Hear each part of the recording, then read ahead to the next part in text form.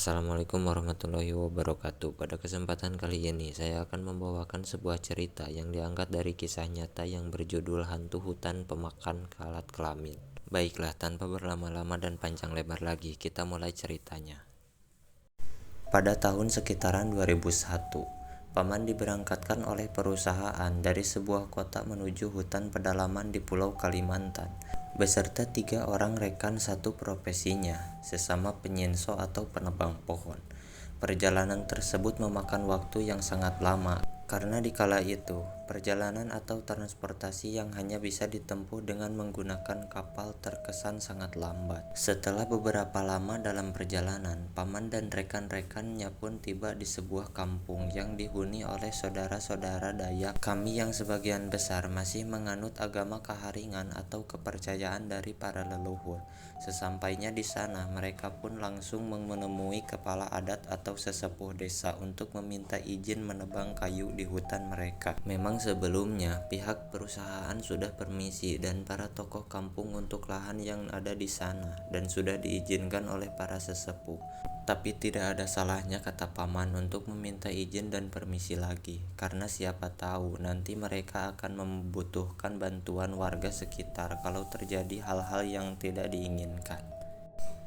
Mereka pun menginap semalam di kampung itu, dan singkatnya, ketika sampai waktu pagi, mereka pun bergegas dan langsung bersiap-siap untuk berangkat dengan meminta antar kelotok atau kapal mesin dari warga sekitar untuk mendatangi lokasi penebangan yang jaraknya puluhan kilometer dari kampung tersebut. Singkatnya, keempat orang itu pun akhirnya sampai di lokasi yang ternyata di sana sudah ada sebuah pondok kecil cukuplah untuk dihuni untuk 4 orang, dan di sana sudah tersedia peralatan tebang seperti sinsau atau mandau hingga keperluan logistik seperti beras, ikan asin, sarden, telur, dan lain-lain. Terlebih dahulu sebelumnya sudah dipersiapkan oleh pihak perusahaan. Karena di kampung tadi mereka bergegas berangkat, maka mereka pun tidak sempat untuk santapan pagi. Ketika mereka sudah berada di dalam pondok, mereka pun bergegas memasak dan makan, dan setelah itu rencananya mereka akan langsung beranjak untuk menebang pohon. Sejujurnya, kata Paman, ketika baru menginjakan kaki di hutan itu, dia sudah merasakan hawa yang tidak enak.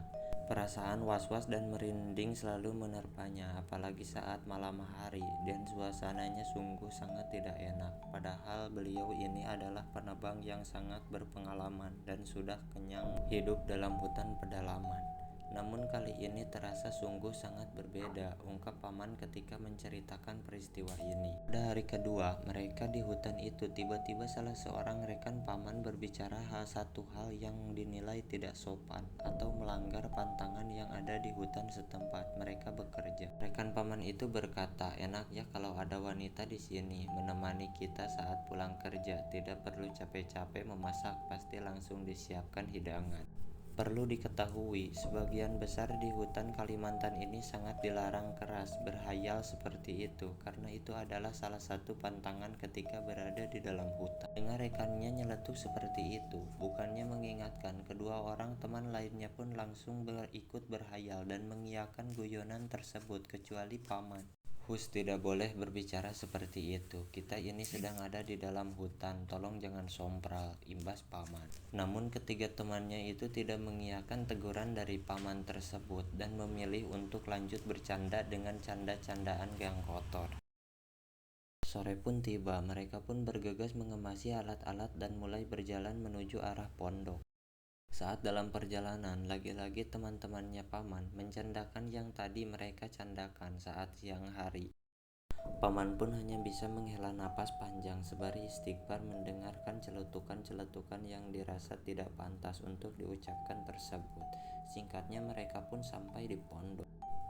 Dan salah satu rekan Paman kala itu langsung bergegas memasuki pondok untuk mengambil peralatan mandi yang akan mereka pakai untuk mandi di sungai. Namun bukannya mengambil peralatan mandi, rekan Paman tersebut tiba-tiba berteriak seolah-olah sedang merasa kegirangan. Semua pun langsung bergegas menuju dapur pondok. Hingga sesampainya di sana, mereka terlihat terkejut dengan apa yang mereka lihat. Ternyata di sana sudah ada hidangan berupa makanan terlihat sangat enak. seperti ayam panggang, ikan bakar, daging sapi matang, dan nasi panas, hingga sayur mayurnya. Semuanya rekan paman yang tadinya berniat untuk mandi pun lebih memilih untuk bersiap-siap untuk menyantap makanan yang mereka lihat tersebut, kecuali paman. Paman lebih memilih untuk memakan nasi dan lauk sisa tadi pagi. Sebelum teman-temannya menyentuh hidangan itu, lagi-lagi paman mengingatkan, tolonglah jangan memakan, coba kalian pikir, ini hutan belantara, dan di mana asal semua makanan itu. Ingat, tidak ada yang gratis di dunia ini, ucap paman dengan nada serius. Beberapa kali paman mengingatkan, namun mereka tidak peduli, dan seolah-olah sudah terhipnotis oleh hidangan itu. Di sela ingin menyantap hidangan itu, salah satu dari mereka pun berkata yang ditujukan kepada paman, kalau kamu tidak mau makan, ya sudah, ini rejeki loh, tidak baik menolak rejeki. Kan bisa saja saat kita bekerja, ada warga desa yang sedang berpesta karena kita tidak berada di pondok, maka mereka meletakkan hidangannya di sini, sahutnya dengan nada sedikit nada tinggi. Tidak mungkin warga desa memberi sesuatu tanpa memberitahu kita. Mereka punya adab dan tidak mungkin langsung meninggalkan makanan begitu saja di sini. Apalagi itu nasinya masih panas, berarti baru-baru saja itu hidangan dihidangkan. Tapi lagi-lagi mereka tidak peduli dan malah asik dengan sangat lahap menyantap makanan itu. Haha, lezat sekali, timpal salah seorang di antara mereka sambil mengecari paman. Paman pun tidak peduli dan memilih untuk lanjut makan makanan sisa bekas mereka pagi. Setelah semuanya selesai makan, mereka pun memilih untuk bersantai hingga rebahan. Dan tidak terasa malam pun tiba. Mereka pun bergegas untuk menggantung kelambu atau memasang kelambu guna hindari gigitan nyamuk hutan. Mereka masing-masing memakai satu kelambu. Dan kebetulan kelambu paman berada di paling ujung atau paling pojok. Pondok yang ditempati paman itu kebetulan lantainya tidak dipaku atau hanya dipasang ala kadarnya saja. Mereka pun kala itu tidak menggunakan tilam, mereka hanya memakai talapik tikar untuk menutupi bolong-bolong lantai di arah bawah rumah. Malam itu, belum lagi 30 menit sehabis memasang kelambu, tiba-tiba rekan paman pun sudah mendengkur secara bersamaan, yang artinya semuanya sudah tertidur pulas. Paman pun heran dan merasa aneh karena malam kemarin saja hampir pukul 12 mereka masih asik bercanda. Mereka masih asik bercengkrama di kampung tempat mereka menginap, tapi malam ini kenapa mereka bisa langsung tidur sepulas itu? Namun kala itu paman lebih memilih untuk tidak memikirkan hal yang bukan-bukan. Ah sudahlah, mungkin mereka lelah, gerutu paman di dalam hati. Paman pun mencoba memejamkan mata, namun setelah 1-2 jam kemudian paman tidak juga bisa tidur. Beliau pun gelisah, putar kanan putar kiri mencari posisi nyaman. Mungkin agar bisa secepatnya tertidur, entah kenapa bagaimanapun berusaha tetap saja beliau tidak bisa tidur, sampai akhirnya tiba-tiba hihihi hahaha. Terdengar sayu-sayu suara wanita cekikikan dan sebagian di antaranya ada terdengar tertawa pelan. Namun seperti mengikuti arah hembusan angin, tawa itu pun terdengar hadir kembali hingga beberapa menit kemudian suara itu serasa kian mendekat dan tambah dekat.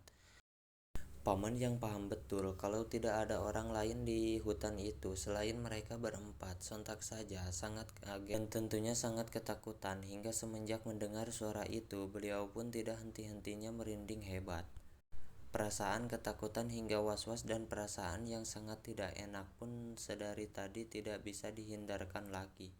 Perlahan-lahan suara tawa itu pun akhirnya terdengar sampai di area pintu dapur pondok yang hanya tertutup oleh sebuah tikar yang dikaitkan ke sebuah paku yang sangat mudah tentunya bila pintu itu dibuka, arah luar maupun dalam. Dan benar saja, sosok itu pun akhirnya mulai masuk ke dalam pondok di mana tidak ada satu rekan paman pun yang tersadar akan hal itu kecuali paman sendiri. Saat sosok-sosok itu pun masuk ke dalam pondok, paman pun bangun dan memperjelas pandangannya dari arah dalam kelambu. Semua tidak terlihat begitu jelas karena pondok yang paman tepati itu hanyalah memakai lampu templok sehingga menghasilkan cahaya yang tidak begitu terang atau bisa dikatakan hanya remang-remang saja. Walau hanya mengandalkan penerangan yang seadanya, samar-samar paman melihat ada sekitar 4 sosok wanita yang berdiri dan berbisik dengan suara yang tidak jelas. Hingga salah satu wanita itu pun mulai mendudukkan badannya dan langsung masuk ke dalam kelambu yang berada persis sebelah paman, di mana di dalamnya terdengar dengkuran dari teman-temannya paman, yang dirasa tidak sadar bahwa kelambunya sedang dimasuki oleh sosok wanita itu. Oh iya, di saat paman yakin bahwa suara dari sosok tersebut kian mendekati, paman pun mendatangi semua kelambu teman-temannya dan paman berusaha membangunkan mereka, mengguncang-guncang tubuh mereka, namun tidak satu pun dari mereka yang mau bangun, tetap saja mendengkur atau lebih tepatnya tidur. Mereka sama persis seperti orang mati, atau bisa disebut sebagai tidur mati. Setelah masuk ke dalam kelambu yang persis berada di sebelah paman, samar-samar sosok wanita itu pun terlihat duduk di arah kaki, atau lebih tepatnya berada di antara selangkangannya teman paman. Walau dalam posisi yang sangat ketakutan, paman pun sedikit penasaran dan ingin melihat secara langsung apa yang akan dilakukan oleh sosok wanita itu. Sehingga beliau pun memberanikan diri. Dengan perlahan-lahan tanpa suara, beliau pun menunduk dan menyingkai sedikit bawah kelambu. Dan kelambu temannya beliau hanya berani menyingkap sedikit sebagian bawah saja, mungkin seukuran jari. Dengan mata beliau bisa melihat dengan lebih jelas apa yang sebenarnya ingin dilakukan oleh sosok itu terhadap teman-temannya. Setelah berhasil mengintip tanpa diketahui oleh sosok wanita itu, paman pun mendadak terkejut setengah mati dengan apa yang dilihatnya, sehingga jantung paman spontan berdegup kencang dan tubuh beliau pun mendadak gemetar. Paman melihat sosok wanita yang sangat amat menyeramkan. Rambutnya sangat lusuh dan kukunya sangat panjang, dan terlihat giginya pun bertaring. Setelah mengusap air liurnya, tangan dari sosok itu pun tiba-tiba langsung membuka sarung yang digunakan oleh rekan-rekannya paman, sehingga terlihat alat kelaminnya. Sesekali wanita itu cekikikan kecil saat meraba alat kelamin temannya paman.